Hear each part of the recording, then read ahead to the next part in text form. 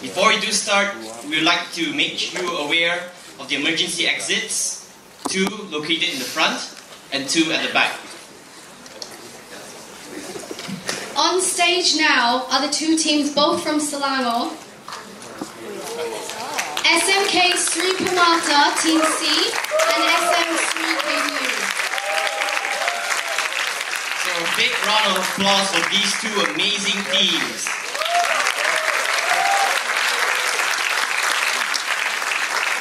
Okay, so before the debate starts, we'd like to introduce to you the honourable adjudicators, led by Chief Adjudicator, Associate Professor Dr. Chandram Somasundram, with 25 years of experience in debating and adjudicating, and his deputies, Mr. Don Siron Pereira from the Malaysian Institute of Public Speaking and Debating, and Mr. Lim Wei Jet from University Malaya.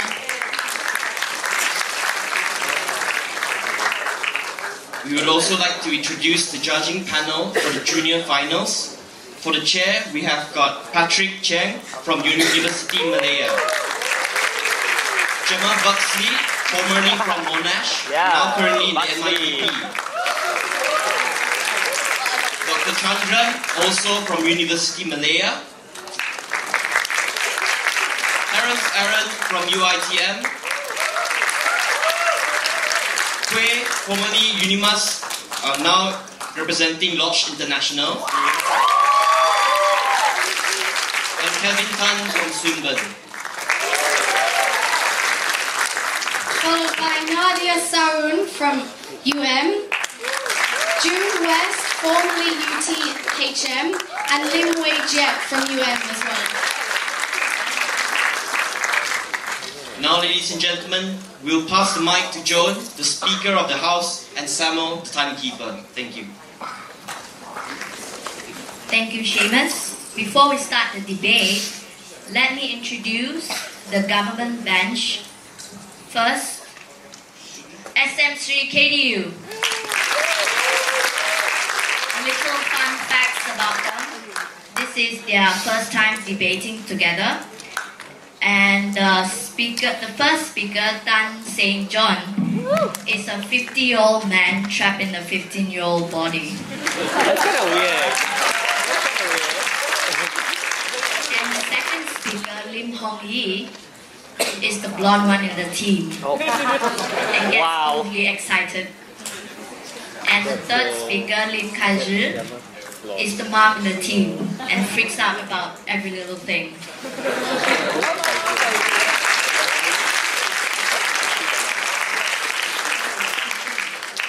And now, this is what the members of the opposition would like you to know. The team is SMK Sri Permata, opposition side. Oh my god. Just some, their opponents. Here's some fun facts about them as well. Oh my god. We have Kishan first.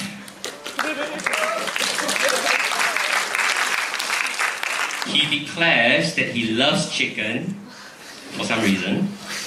And he's first in the world school selections 2 years in a row. Oh. Wow, guys. And according to his friends, he said he has grown significantly. What is that? Next, we have Daniel Megia. Yeah. He's Albanian Italian. So you know which one he is. Not racist, no. He's stylish, he's fashionable. He's a comedian and he plays the ukulele. So ladies, you can meet him after this. Okay, last but not least, we have Siddhartha, seated there in the middle. He represents Team Malaysia. He has debated in Thailand. Oh my god.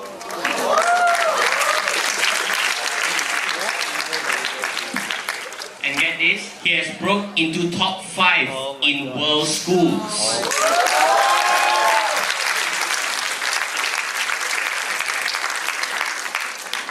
He likes to wear the suit wherever he goes. And this is self-proclaimed. He's a self-proclaimed sexiest man in the world alive.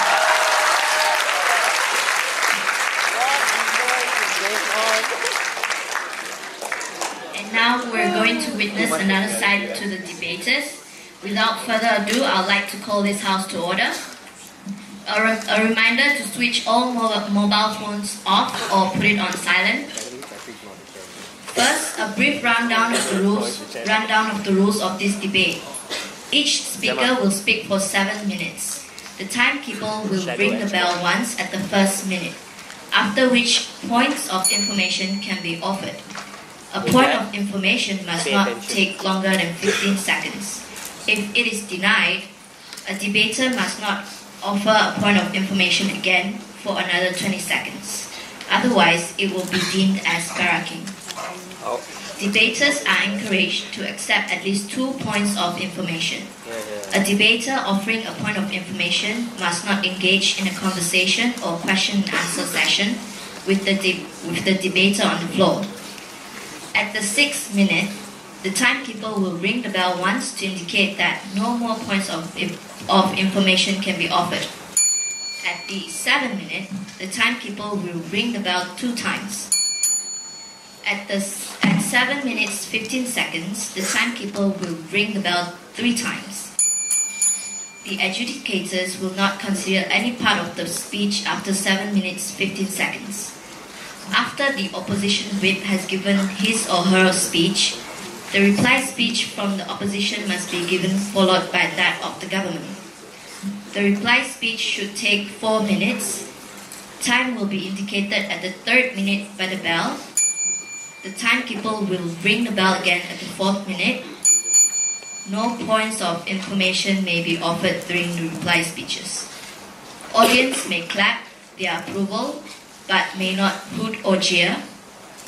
I would now like to invite the Prime Minister to give his speech.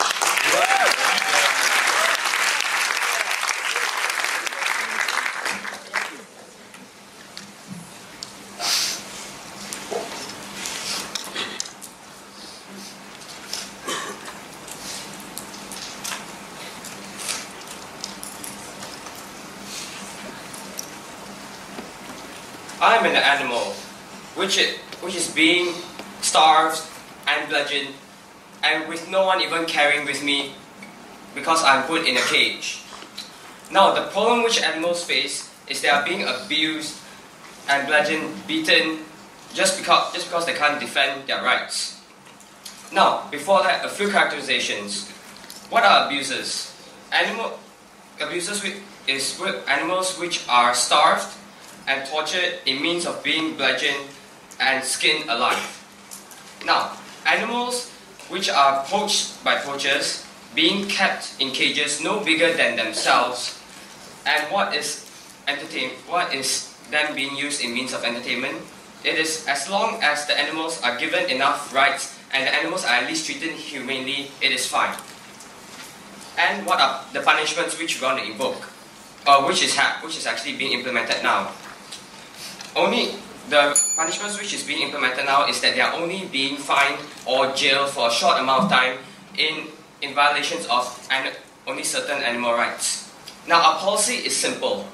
We want, when an animal is being beaten, to be treated as assault, and when an animal is being starved, we want them to be treated as a human being starved. Now, I'm going to be two substantives today. Number one, humans are a type of animal, and number two, a life is a life. Before I move on to my substantive, yes. Are you also against the consumption of animals and the keeping of animals as pets? Because these things are also considered wrong for humanity. Now, them being kept as pets is extremely different, because when they are kept as pets, at least they are not being starved, at least they are not being put in cages no bigger than them, at least they are not being beaten by their owners. As long as they have these rights, we recognize that this is completely okay, because they are being treated humanely. Now, moving on to my substantives on how humans are also a type of animal. Now, humans evolved from animals thousands of millions of years ago. Therefore, the only difference between animals is that we have evolved even more. But because we are more evolved, we can defend our own rights. We see that because animals cannot defend their own rights, that's why they are not being given as much. Now, that is why we have a duty and an obligation to see that at least we are defending these animals' rights. At least we are defending the animals' rights, which are actually being given by us. But I'll tell you why why humans are being given even more rights. Now, moving on to my second substantive on how a life is a life. If they are able to move, if they are able to feel pain, if they are able to a certain extent feel emotions, we see that we should protect these animals, which are actually our common ancestors. Now, because life is not being treated as equal, that's what we are fighting for today. Just because we do not understand what animals are going through doesn't mean we can abuse them in the means which we are now. Even if we do, we are being treated. Sir, we are only giving punishments lightly just because we do not understand what they are going through. Now, before I move on, yes. will you be able to achieve proper representation for animals given that they can't defend themselves? No, we are not giving them enough representation because we cannot understand them. But we see that these animals are also alive. That is why we have to protect this life, and this life should not be taken lightly because we do not accept humans being abused. So why should we accept animals being abused? Why should we accept another life being abused? So moving on. In the sense of because we want them to at least have the right to security, we want them to have the right to food and water, and we also want them to at least have the right to shelter. Now, because we see that humans have these rights, therefore this life should not be taken lightly. That is why we want people to see that these acts cannot be accepted. These acts of abuse cannot be accepted in any situation, in any form of life. Now, because humans have these rights simply because we understand that each person has the right to deserve a peaceful life, a life which you do not need the constant reminder, the constant fear of being abused, being locked up in a cage, not being able to find food, not being able to get food, and not even being able to move. Therefore, we recognize that because humans establish these rights because of these few simple principles, we want to see that these animals also should at least be given these simple. They should at least be recognized that they also need to have these simple principles so that they can at least live a peaceful life. That is why opposition has to prove to us why is it completely okay for animals to actually be treated so much more lightly than humans. Why animals should only be given these rights. Why when these rights are violated, we only treat this so lightly that even when they are killed, these human abusers are only put into jail or even to a certain extent only fined and let off the hook. When a human is being abused, when a human is starved, when a human is turned to a slave, these abusers are jailed for a long time, are actually given such a heavy sentence in that case. But opposition is fighting for is they recognize that because animals cannot actually tell us why they should have this right. That is why they should be treated so much more lightly. That is why humans should be prioritized. That is why humans' life is so much better and means so much more than animals. So if you want a side that at least gives animals the same amount of rights, at least treats animals as a life equal to ours. If you want a side which gives a world which is so much more equal than opposition is fighting for, please go with side government.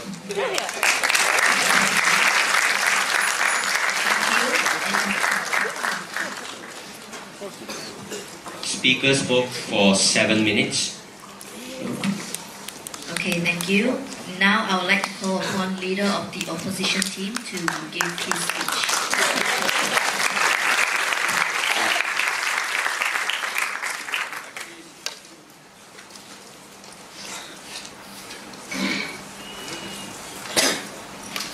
Animals' rights will be protected regardless of the situation and regardless of whether this motion will be passed. The question becomes whether the punishment should be extended to the value of punishing a human. And this is why we think much of the Prime Minister's analysis was quite truistic. Because he spent a lot of time telling us torture is painful and animals feel the same amount of pain as we do. We won't contend that abuse is wrong. We won't contend that abuse is something that is fine to happen under our side. What we will contend, however, is that this punishment is too punishing for most circumstances. We think this punishment is over-punishing for individuals who abuse animals.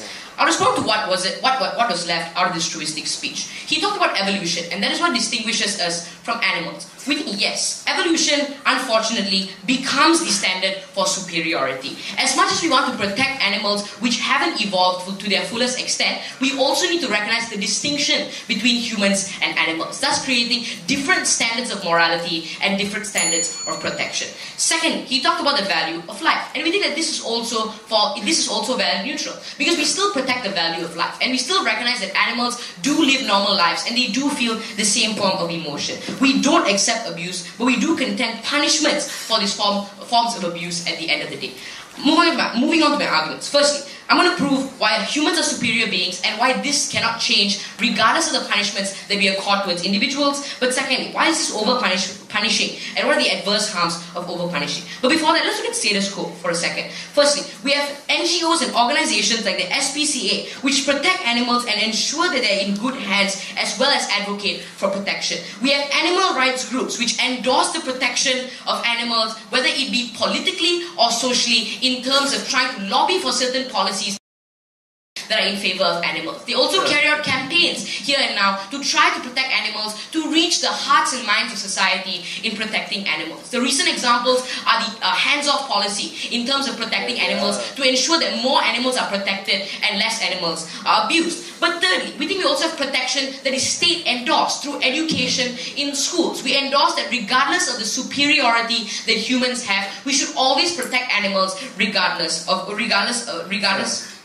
whether they are animals or not. But lastly, we don't look at abuse as something lightly. We do place punishments on abuse on animals, and it is looked upon as a social ill within society the moment individuals condemn animals, the moment individuals verbally or physically abuse animals under all circumstances. So we think that there is already much progress within society in terms of protecting animals. But the debate then becomes whether these actions are either A, insufficient in protecting animals, in which we think not, but secondly, whether this imposition on individuals is justified and whether it will dilute efforts in status quo to protect animals. First argument, why are humans superior and why we think this cannot change? No thank you. We place different standards on humans and animals. Examples being a cannibal for animals is looked upon as not a mistake, but being a human cannibal is something that has great degrees of punishment and great degrees of being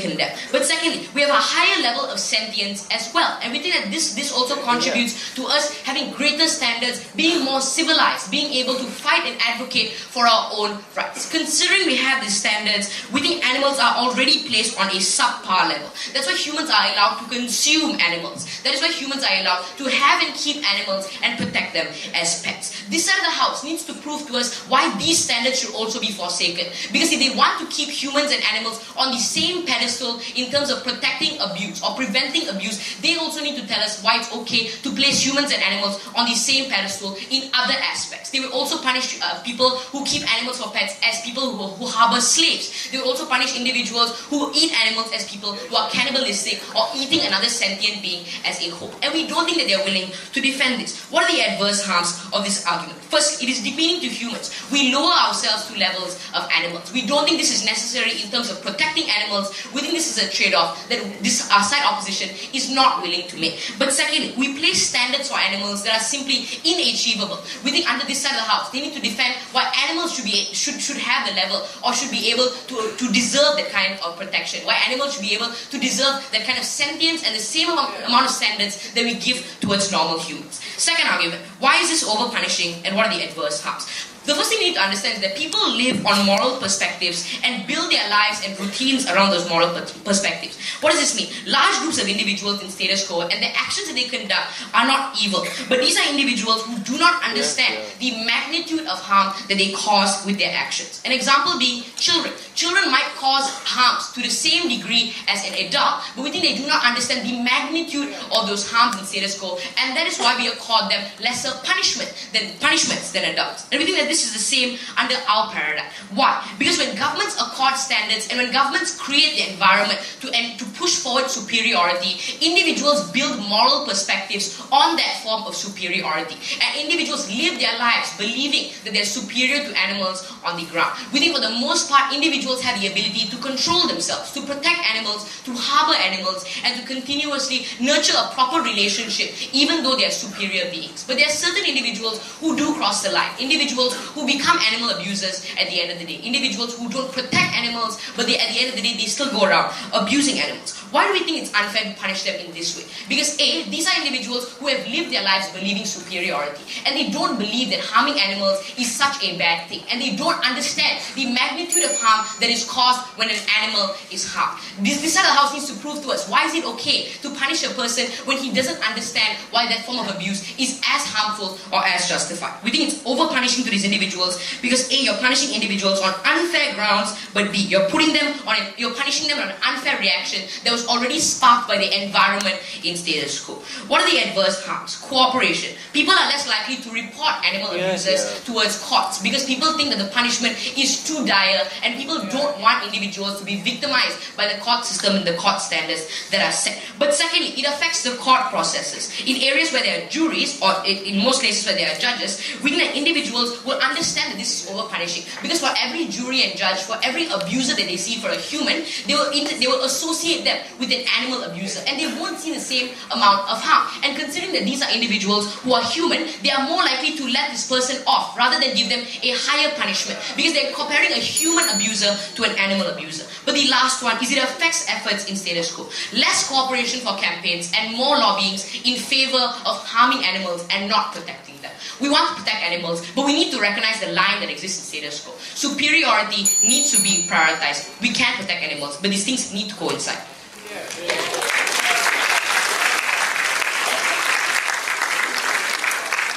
Speaker spoke for 7 minutes and 20 seconds. Thank you. And now I would like to invite Deputy Prime Minister to give his speech.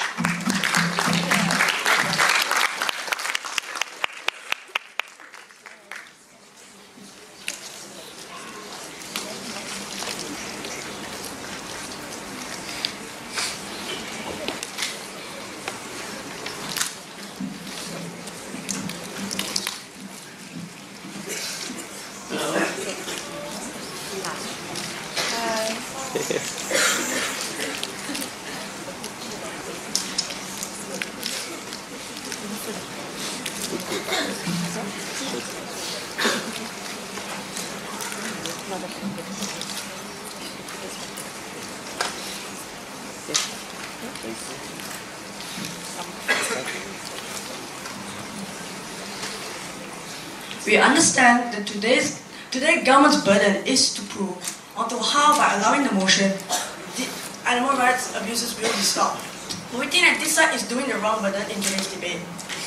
They said that their burden was to prove onto why allowing this onto why actually increasing the punishment is gonna make more severe harms to society. But they merely just talk all about on how animals are different from humans and the distinction between humans and animals. We think, however, that St. John really came out and mitigated the harm by explaining to you on the value of life of animals and individuals. We think that just because animals, they can't speak for themselves, when they are constantly being abused, they can't speak for themselves. We don't think that this is something that we don't think that these animals, their lives should be devalued. We don't think that animals should be criminalized in the animal status quo.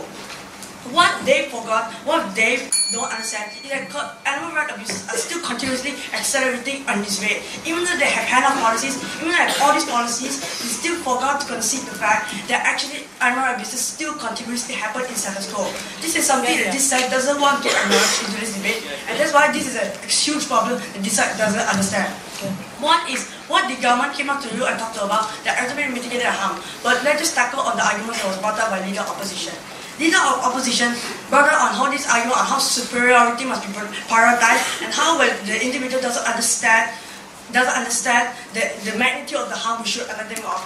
Okay, basically speaking, logically speaking, so they are saying that because I don't understand that doing something is harmful, so I should just let you off because you don't know that it's harmful, but I still committed that harm. We still think that it's a wrong perception to set up by such opposition. Just setting up the perception, saying that, oh, because I don't know that harming animals is harmful, so I can just be let off guard, and all these individuals can still continuously go out poaching these animals on a daily basis because they have the excuse saying that I don't know humans and animals are actually the same thing. But let me just put further on how actually humans and animals' rights should be valued altogether. Because let's just understand something in the end of today's debate. Humans and animals both share something. They both feel pain. They both do feel emotions. They all have a life. However, animals, the distinction between animals and humans is that animals don't have the rational calculus to defend against these right abuses being proposed by opposition in status quo. This side can't prove to us on how animals should be devalued in this certain instance. They need to come up and and we are not pushing them the bonus saying that, are you going to defend individuals who use the excuse that I don't know that this is harmful so I can continuously do that harm? This side needs to prove on why that's beneficial.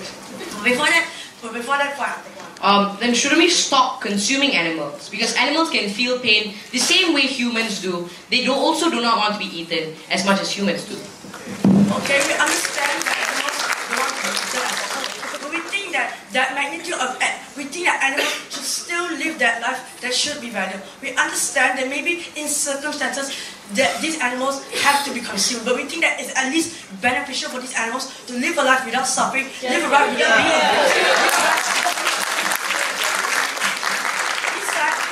To us on how by allowing animals to we understand that animals have to be consumed in the end of the day, but we argue that animals shouldn't be abused before them being eaten up by humans. This is what the government is fighting for today. This side can't prove how they can take that down. Now moving on to my substantive finally. What is my substantive? I will distinguish on how animals and humans are still on the equal platform, and on how just by an animal not having the rational calculus, you can't undermine that right. Okay, in status quo, where we have individuals who go out on a regular basis poaching animals and doing all this kind of illegal poaching, however, these abuses still continue because we don't force too severe punishments onto these individuals. Because they think that because there are many examples like zoos. Like we understand that zoos, like you limit their freedom, but we still allow you to live through that life in the zoo.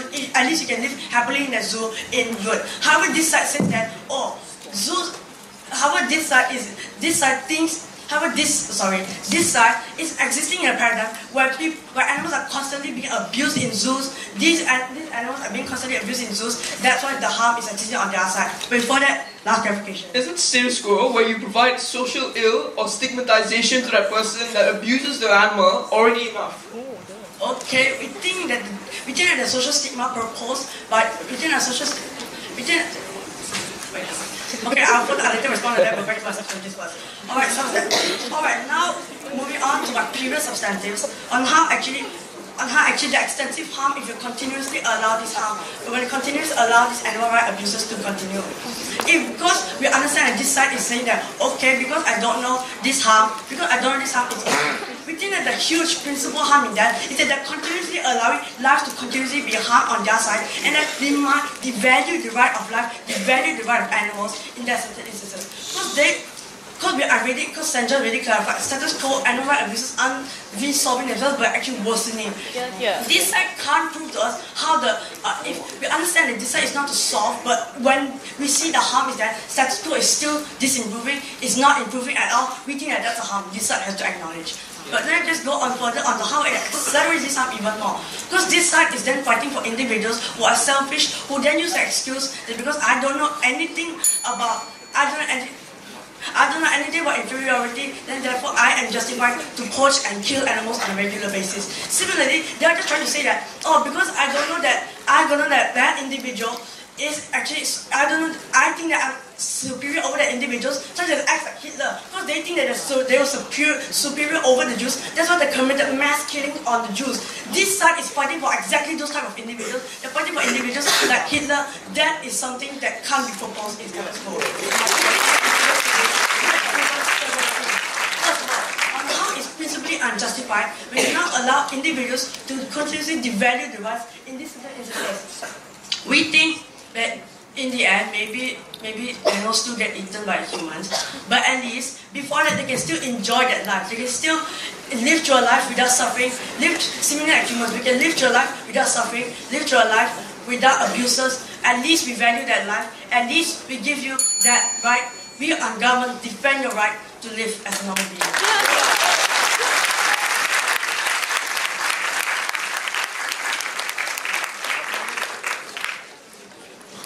Speaker spoke for 7 minutes and 6 seconds. Just a reminder, please silence your phones. Thank you. And now I would like to invite the Deputy Leader of the Opposition team to give his speech.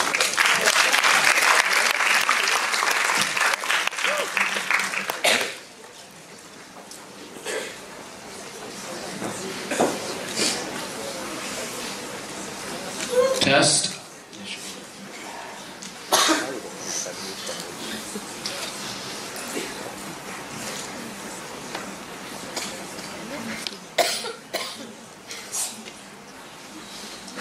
Protection for animals extends beyond recognizing that there is a problem.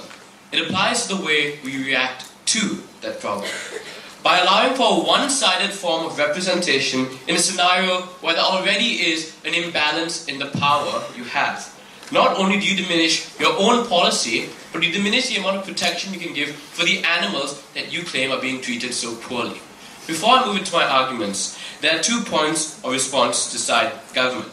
The first point, what are our forms of protection for animal rights? They said that because people don't know why it's wrong, people will keep doing it. There are 3 responses to this. The first is, we don't see people celebrating or glorifying animal abuse. It's considered a social ill, meaning when you see someone in society or beating up a cat, abusing it, cutting it, then you have people moving against it. You have people taking the cat away from them. We don't support this. However, what your side does is, you push people to the other side, you push them to the support side of abusers when you have cases of over-punishing. When you punish someone too much for hitting his dog in his home for doing something wrong. That could be considered a case of abuse, because you're hitting him without his consent. Where do you draw the line then, is a question you have yet to prove. But the second response to this is we have checks and balances if that's your problem. As the first speaker himself said, we have laws to deter people from abusing animals. Sure. This is your form of education that we put out in society. But if education is your biggest contention, we will teach them. We will have more campaigns. We will tell people why it's wrong to hit a person or a cat for no absolute reason. My third and final response to this point is it isn't a nice process, if that's what you're talking about. If you only want to support one form of animal abuse, then you're being dismissive. Because we are the ones who are Hitler here. You herd animals into whatever camp or whatever farm you want to then process them into meat by separating from their families, by putting them in a hostile environment and then eating them. The only difference in abuse here is you want to eat the animals but give them some form of comfort before that. Can you then ascertain what's moral for an animal? You don't even give him the same amount of rights, the same amount of consent to deciding how he wants to be treated. But the second point of response, on will this push people to treat animals worse? You now have more forms of illegal poachers because we devalue the rights. We have public and political traction geared towards making sure animals are not treated so severely. We have less amounts of animal testing. We have more amounts of the way we treat them before we put them there. Therefore, we don't see people devaluing the rights. The organic change pushes people to value them even more. Before I move into my argument, are there any POIs? We need to wake up and see what the status quo is. Laws are not working and deterring the animals from being abused in zoos. You can see that Indonesian zoos where the animals are kept in cages of their own size. NGOs are not working, and the stigma that you try to propose in today's debate is clearly not working. If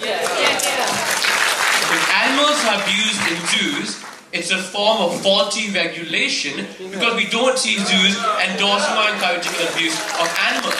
This already proves to you that the only reason why the abuse of animals happen is because of the grey areas that you can't contextualize. My argument, why can't we apply the same punishment for animal abuse cases? Before I move into the reasons, let's recognize the characterization.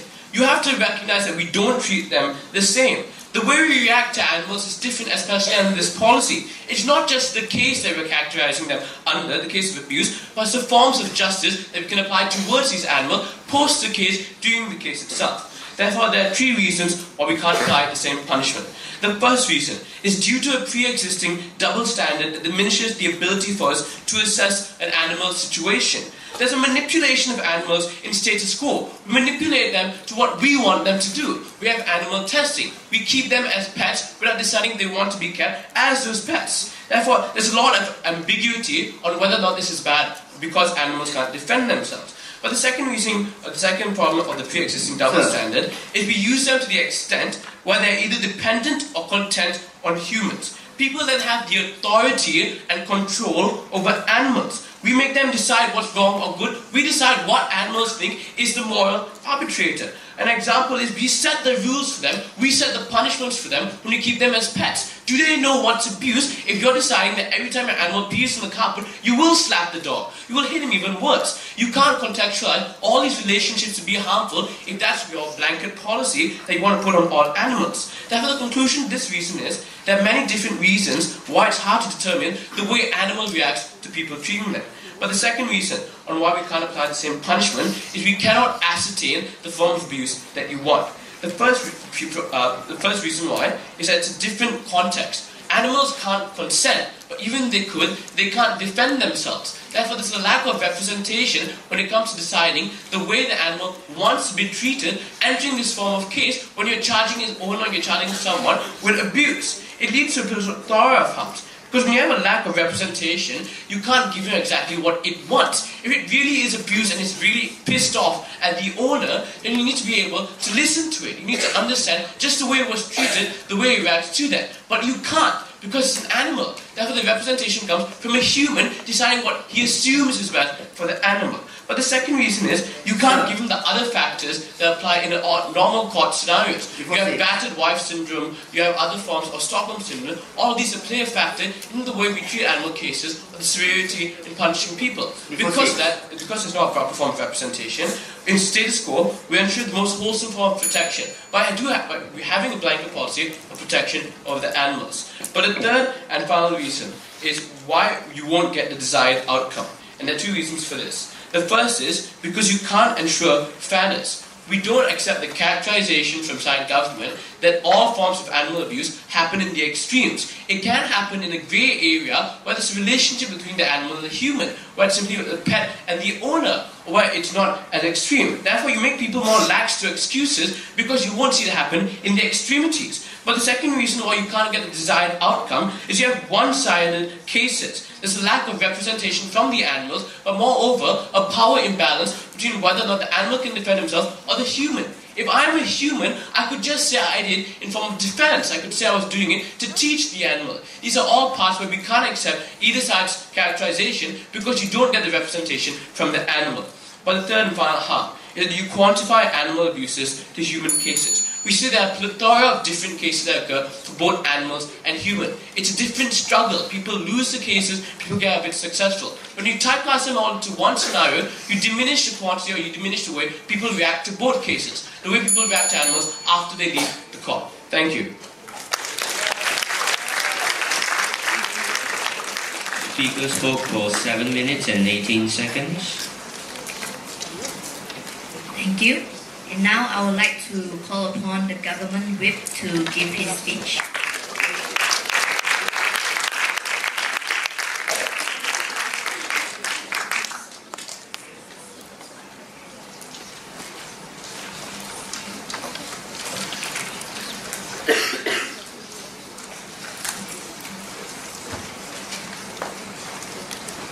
Test.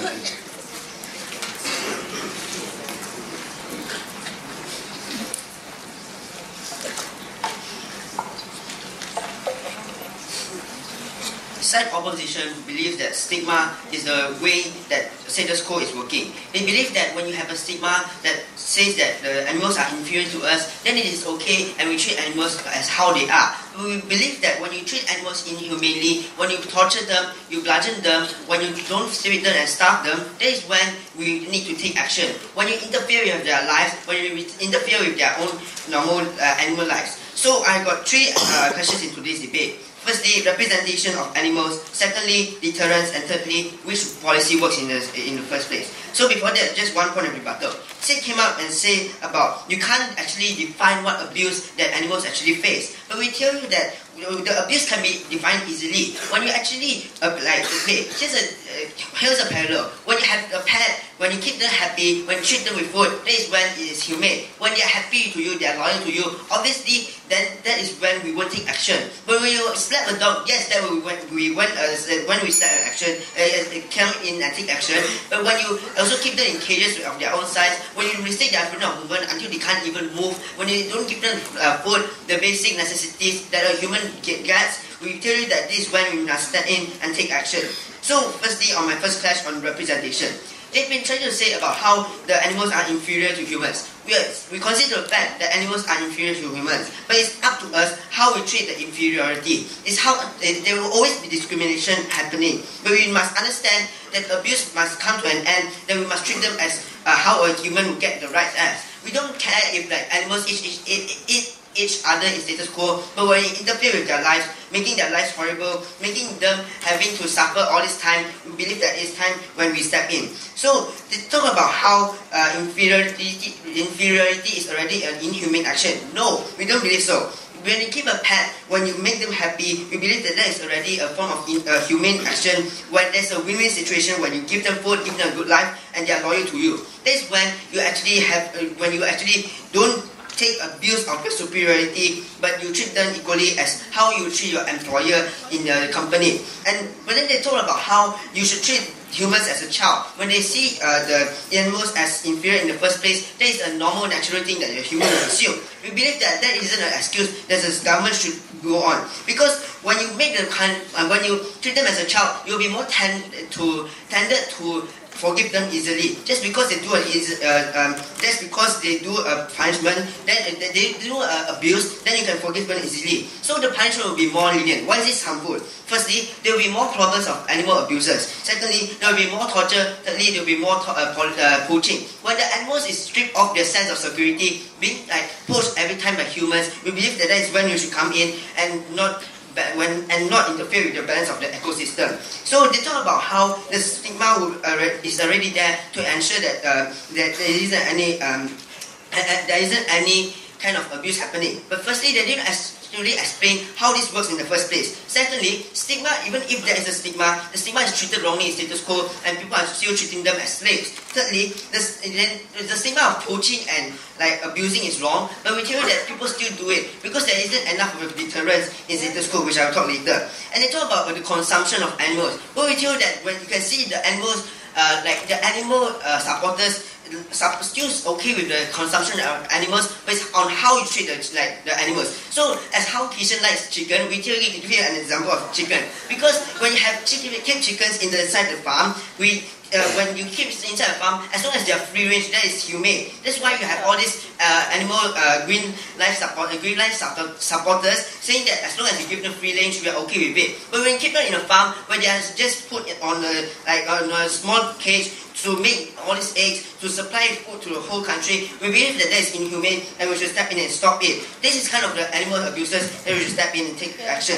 And before moving on to my second point on deterrence, yes. The condition of keeping animals doesn't matter under your side. You need to prove to us, why is it okay for us to keep animals in cages in the first place? You need to prove to us, why is it okay for us to rely on animals to give us a certain amount of food or a certain amount of food supply? Why are you okay with keeping animals and humans on the same pedestal as well as restricting their rights in many circumstances? Okay, you can see, because the humans are lacking of food in the first place, we believe that it is okay for you to keep the chickens in domestic farms. It's the same way as how animals hunt other animals to get their needs. So we believe that because now we have an overpopulation of humans, we actually keep them in domestic farm to supply our needs. But as long as you keep them okay and you actually maintain the balance of ecosystem in the natural environment, we believe that is okay, and that is when you treat them badly, that's considered abuse. So secondly, on my second class of abuse, they talk about how people will not, you cause a converse effect of how people will, people will like see them as more inferior more, but we don't see that how that happens. We feel that deterrence happen more on our side. Why?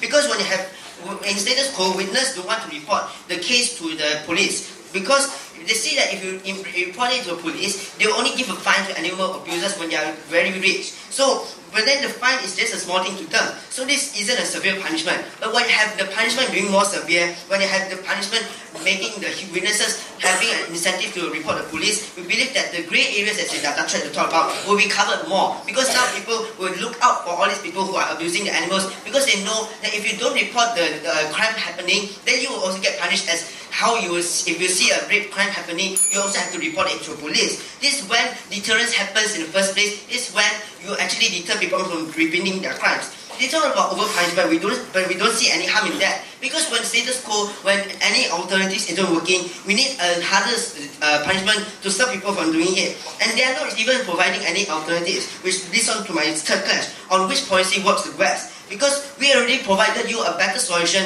where people actually have a more of deterrence, have a crime and court system towards the animals so that they can maintain their rights. When you interfere with their natural habitat, when you interfere with their natural life, is when we need to take action. But they didn't give any fairness in today's debate, because now they are, number one, taking care of the grey areas. Number two, they aren't taking the SPCA and all this aren't effective enough to stop all these animal abuses and happening. And thirdly, even if you raise awareness and the stigma happens, but it's very hard to get everyone to have the same mindset. Sure, we can have all these campaigns, but we believe that in the end, we need to have a real enforcement of law to make sure that all these crimes don't happen again.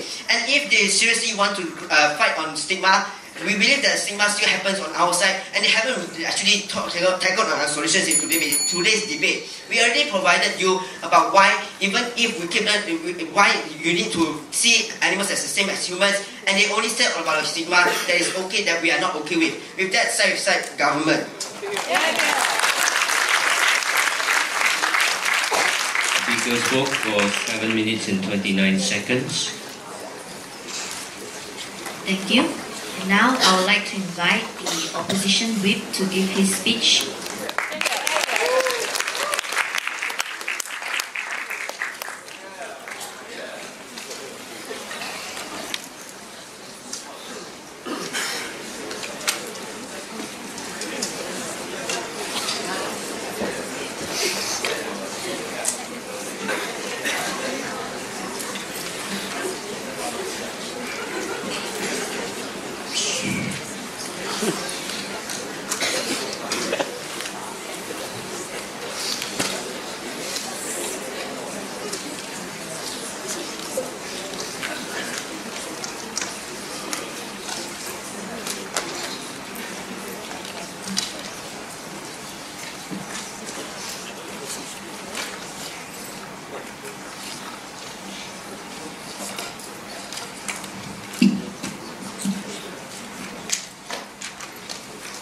Human abuses can't be quantified with animal abuses. We still would punish animal abuses the same as human abuses. Don't worry, but we wouldn't want us to apply the same punishment in the same circumstance. We want to defend status quo because status quo is already enough. In status quo, we fine you, we apply social illness, we stigmatize you, which is already enough. Stigmatization isn't proven wrongly in our side, it's only proven wrongly in their side. The structure of my whip speech is going to be simple. First, I'm going to identify the issues, and then I'm going to clarify the burdens of both sides, and I'm going to reiterate what we wanted to prove on about. So let's look at the issues in this debate. Firstly, the issue of quantifiability. They said that if humans get abused, then we should also apply the same punishment to animal abuses. Because humans live so much better lives than animals. Humans have a better quality of life than animals. Now, the only way this point will flow is that if animals are of the same standard of humans, whether or not animals are quantified as humans. Kishan already proved to you that evolution of humans and animals are already the standards of determining whether or not they are on the same playing field. The question then becomes whether or not quantifiability is an issue. The quality of life can't be increased towards animals because they're not the same on both sides. The quality of life isn't increased just because you want to keep them, and at the end of the day you want to consume them at the end of the day. The second issue is status quo, and if it actually provides better deterrence in the same circumstance. No, thank you. Earlier, I asked DPM PY if he's okay with status quo, whether or not placing social stigma on that abuse is already enough, whether or not it is already relevant. This was where things went downhill when he refused to answer it. The question then becomes: is status quo really enough to deter abuses? The answer to this is if government draws a distinctive line on how severe is punishing the dog for taking a dump in the carpet as abuse. They haven't proven that case yet in their side. Status quo is already enough because you place that social stigma on that abusive. Under their side, you place the human abuses punishment, which is even worse. If under their side, when you place animal abuses in a prison sentence, the sentence will eventually end. This promotes recidivization for animal abusers to abuse that animal even more. They will commit even more abuses. So social stigma on our side never ends because people will already know who you are. There are things like broadcasts where people broadcast messages that you are that animal abuser. We should look out for you. We should place social stigma. We should place social stigma too. So stigma isn't treated wrongly on our side because stigma will always be there. Stigma will never end because people will already know who you are at the end of the day, and they will definitely victimize you at the end of the day as an animal abuser. So on our side, stigma is already proven beneficial. Because it never ends at the end of the day. So social stigma is the issue we take because stigma never ends and it will always be there. But before that, yeah. So since you've been talking a whole time about social stigma is beneficial, on our side when you increase the severity of the punishment, also it sends out a social stigma to society. What's the harm in that since that you've really proven the benefits of social stigma as a whole? Yeah, but their social stigma is bad because you don't provide that deterrence the same way as ours. Because in our side, our social stigma is better because the stigma will never end. Because on their side, if you provide like prison sentences, it will eventually end. We already told you that it already promotes recidivization under animal abuses. But on our side, we already provide fines or even social illness towards that animal abuser. So the third issue I'm going to talk about is the quality of life. Because Kishan asked the POI to the DPM that if he was okay with animal consumption and isn't it also considered an abuse towards animals. He answered that it is okay to eat animals, but let's try to reduce it to the lowest common denominator. No, do we then increase the quality of life for both animals in both sides? No, it's the same for both sides. The quality of life of animals doesn't increase in theirs if you want to keep them in farms. If you want people to reduce the consumption of animals, why don't you propagate people being vegetarians? Because on their side, they don't really decrease the quality of life. At the end of the day, they're also consuming the animals for energy because it's already a basic human right. So the quality of life doesn't increase in both sides because eventually we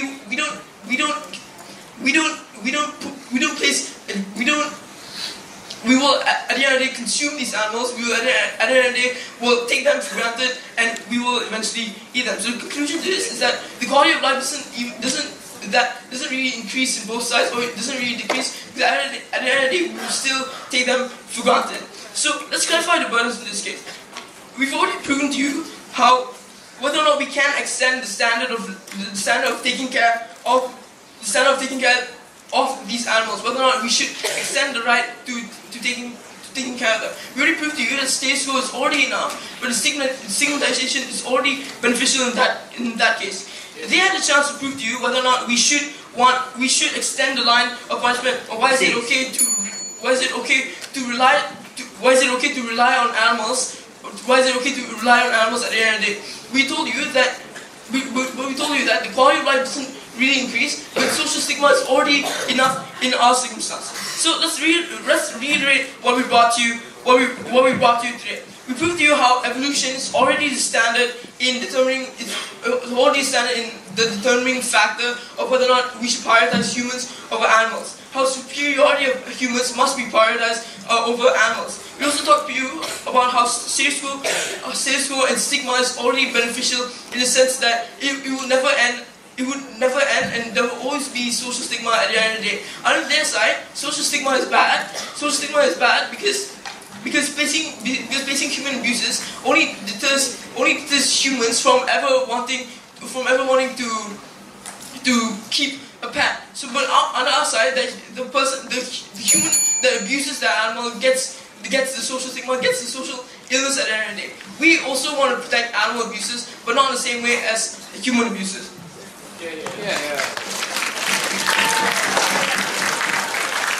Speaker spoke for 7 minutes and 11 seconds. Thank you. And now I would like to invite the opposition team to give his reply speech.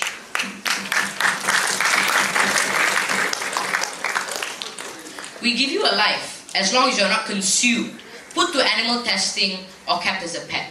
This is a flawed logic that has come out from side government. They argue at the same time that these are pets that deserve the same quality and value of life that humans do. But they do not contend that we do victimize animals in every other aspect. We restrict their freedom to live free. We restrict their ability to have a longer lifespan because we want to consume food, because we prioritize them for our self-interest. This proves one thing, that humans and animals can never be on the same platform. And this is something that was never contended from side government. Regardless of the circumstances, we will not support animal abuse. But we will also not support placing animals and humans on the same pedestal where we cannot promise this to animals. When it's a sad reality that we cannot give them the same rights that humans deserve. There are three issues in this debate. Firstly, the intent of the abuse, and does this quantify a crime? Secondly, the superiority, and how does this play into protection of animals? But third, organic change, will this create any form of distinction if side opposition does not limit it? Let's look at the first issue, the intent of abuse. They tried to misrepresent us from the beginning when they told us that just because it's okay to just because you don't know it's a certain crime, it's okay to commit it. That wasn't what I said. What I told you was clear. We didn't say we were supporting this action. We didn't say that this action inertly was okay. What did we tell you? We told you that it's not fair to judge this action and this crime by the same standards of human abuse. Because the motivation behind this action is the fact that animals are inferior. The motivation behind this action is because states push forward that humans are superior to animals. Thus far, when individuals do cross the line, when individuals choose to abuse animals, it's because the state has promoted that animals are inferior. We don't say it's right, we just say you should judge that punishment and you should judge that crime by the same standards that we treat animals. You should give these individuals fines, you should give these individuals jail sentence. We shouldn't give a high jail sentence as to contrast to a normal crime because they didn't have the same intent to harm a human being. Because individuals have subconsciously believed that harming a human being and harming an animal are two different things. You're punishing individuals for crimes that they think they did not commit. You're punishing individuals when the intent is not there. But secondly, we talked about superiority. They told us you cannot interfere with an animal's life. But that is not true, is it? We interfere with animals' lives all the time. The only animals that we do not interfere with are animals which are going to go extinct at the end of the day, or animals which have already lost population, because they've already damaged their lives so much that we cannot make up for those mistakes. The question becomes whether we can place them on the same pedestal. If they are willing to protect animals and put them at the same pedestal, they should also be willing to make everyone vegetarian. They should also be willing to criminalize keeping animals as pets, because these things are also victimizing animals inertly. They can't tell us just because you give animals food in your household that is good. That is not true, Mr. Speaker. You're still limiting an animal's freedom. If they cannot prove why it's justified to take all these rights away, we don't think why certain rights should be accorded to animals, why animals should be given the same pedestal on some circumstances. And the last issue on organic change. Because we told you that organic change is coming. The hands-off policy was introduced a year ago and it has been bringing much change towards society. But the problem is that if they want to talk about abusers increasing, that is a general thing that happens within society. It even happens for human abusers, regardless of how high we give a punishment. The point becomes how we deal with the situation. And we don't think the proper way to deal with the situation is increasing the punishment, which demotivates humans, which places humans against animals because they don't feel that their punishment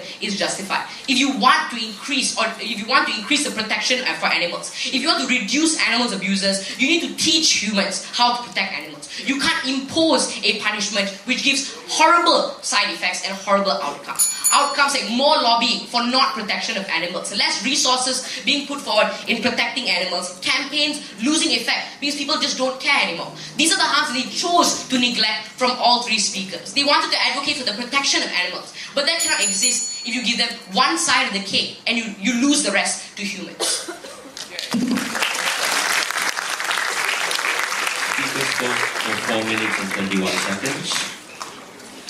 Thank you. And now I would like to invite the government team to give his reply speech. Yeah.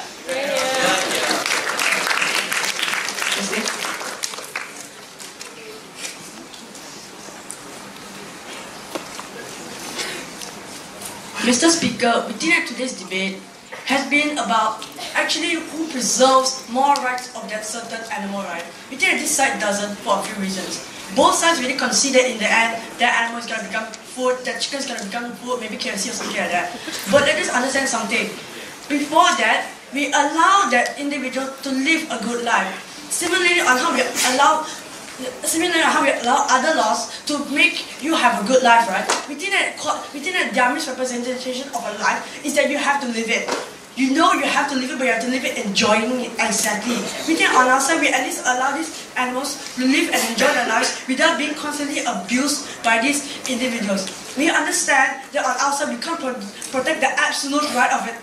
Of the animal, because they have to be our food, but at least we can protect that certain lifespan of them before they get eaten. We can protect them not being abused. We can protect them not constantly being abused by society. We think that this is something that our government is going on today. But what was the burden in today's debate that this side failed to understand? Our government's burden is to prove to you on how we actually the value of animal and humans.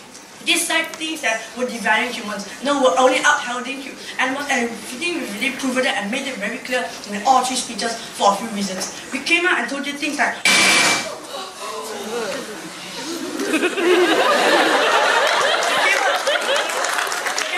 we came out and told you things on how actually by allowing